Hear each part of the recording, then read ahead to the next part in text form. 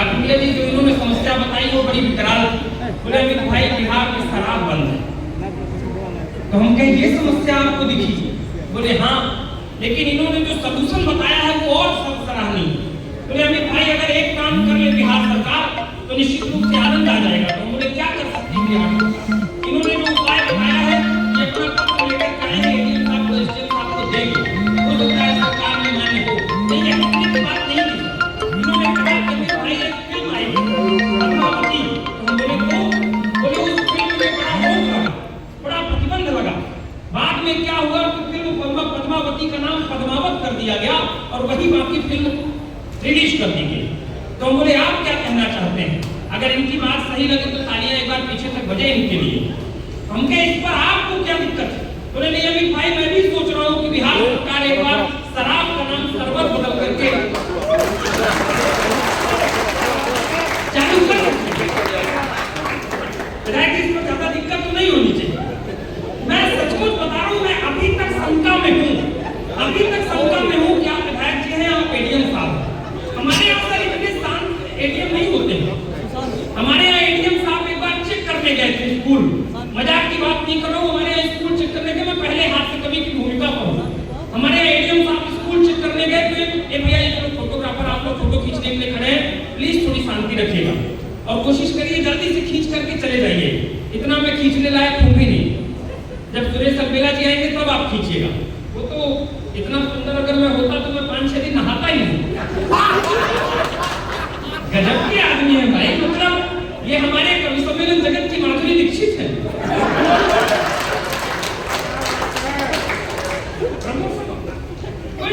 ADM साहब हमारे यहाँ स्कूल चेक करने गए, हमारे यहाँ एडीएम साहब तो एक बच्चे को बुला करके बोले किस क्लास में पढ़ते हो? बोला दूसरी में। तो बोले 5 का पहाड़ा सुनाओ। वो बोला नहीं पता। तो एडीएम साहब उसका कान पकड़ लिए।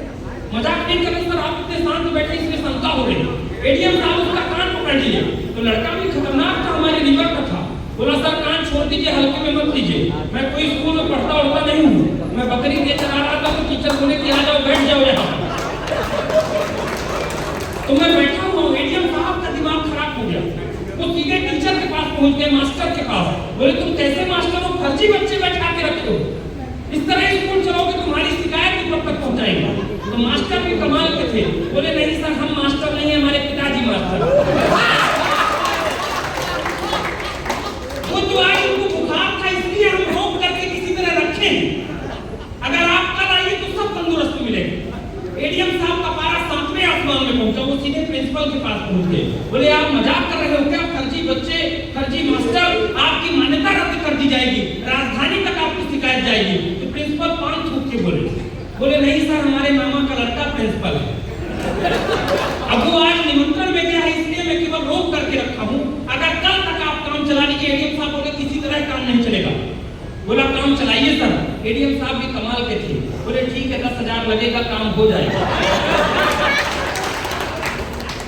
बोला कम नहीं होगा? बोले बिल्कुल कम नहीं होगा। आखिरकार प्रिंसिपल को 10,000 देने पड़े। बात तो अगली तालियों की अब आएगी।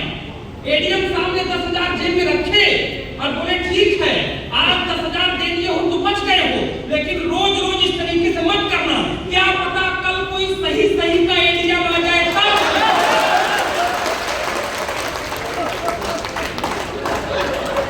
आनंद के साथ रहिए। अच्छा बात यहाँ पे भी समाप्त नहीं हुई सर। एडीएम साहब गए, गांव के सरपंच साहब आ गए। बोले तुम कैसे मूर्ख प्रिंसिपल हो, फर्जी एडीएम आया उसको भी 10,000 दे दिए। लेकिन कमाल के प्रिंसिपल थे। बोले सरपंच साहब इतना मूर्ख मत समझिए, ये बताइए जिस स्कूल में लड़के नकली, मास्टर नकली, प्रिंसिपल नकली, एडीएम स्वयं नकली, तो हम लोग कौन सी असली पकड़ा रहे हैं? आइए जरा जोरदार तालियों के साथ आपके केवल परमाणु मदनी विकास कौशल।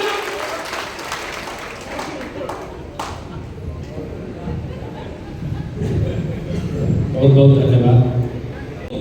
हालांकि बिहार में कोई बुजुर्ग होता नहीं है, सब भूतपूर्व युवा होते हैं। लेकिन अगर कोई बुजुर्ग धोखे से बैठे हो तो दिल में पत्थर रख के इन पंक्तियों को सुन लीजिएगा। ये मेरी व्यथा है, मुझे क्यों लिखनी पड़ी एसडीएम साहब ये मेरी पंक्तियां। एक पंक्ति में बता रहा हूँ मुझे क्यों लिखनी पड़ी। हमारे यहाँ मध्य प्रदेश में परम आदरणीय परम सम्मानित श्री दिग्विजय सिंह जी ने जब 70 साल की उम्र में दूसरी बार नया संविधान लागू किया, तब भी मैं कुछ नहीं बोल पाया। बाबूजी मैं कुछ नहीं बोल पाया। परम आदरणीय अनूप जलोटा जी ने जब 68 साल की उम्र में दूसरी बार नया हारमोनियम खरीदा, तब भी मैं कुछ नहीं बोल पाया, कुछ नहीं बोल पाया। लेकिन अभी कुछ महीने पहले जब अभिनेता आशीष विद्यार्थी जी ने 61 साल की उम्र में दूसरी बार नई कॉन्वेंट स्कूल में एडमिशन ले लिया, तब इन आहत कुमारी युवा महासंघ की तरफ से 4 पंक्तियां निवेदन कर रहा हूं। पढ़ दूं आनंद के साथ, पढ़ दूं तो ताली बजा करके बताइए। कि लड़कों से ज्यादा ब्याह बूढ़ों के जो हो रहे हैं, देश के कुमारों में भी बंद होना चाहिए। कुमारों मन के साथ सुनना, कुमारों मन के साथ सुनना, क्योंकि मैं कुमारों का राजा राम मोहन राय कहा जाता हूं। लड़कों से ज्यादा ब्याह बूढ़ों के जो हो रहे हैं, देश के कुमारों में भी बंद होना चाहिए। और कामिनी का मोह कोई भावरों को जो फंसा ले, फूल में न ऐसा मकरंद होना चाहिए। सर दूसरी पंक्ति में ताली क्यों बजा रहे हैं? अंतिम पंक्ति में बजाइएगा, एडवांस पेमेंट नहीं, पहले इस्तेमाल करो फिर विश्वास करो। कि कामिनी का मोह कोई भावरों को जो फंसा ले, फूल में न ऐसा मकरंद होना चाहिए। रोज नई सुंदरी जो, रोज नई सुंदरी जो बूढ़ों से विवाह करे, नहीं ऐसा कोई छल छंद होना चाहिए। आखिरी पंक्ति में ताली इतनी बजे कि कल पटना से ये कानून पास हो जाए, एडीएम साहब ले जाएंगे बात। कि रोज नई सुंदरी जो बूढ़ों से विवाह करे, नहीं ऐसा कोई छल छंद होना चाहिए। बाल ब्याह जैसी कुप्रथा तो बंद हो गई है, वृद्ध ब्याह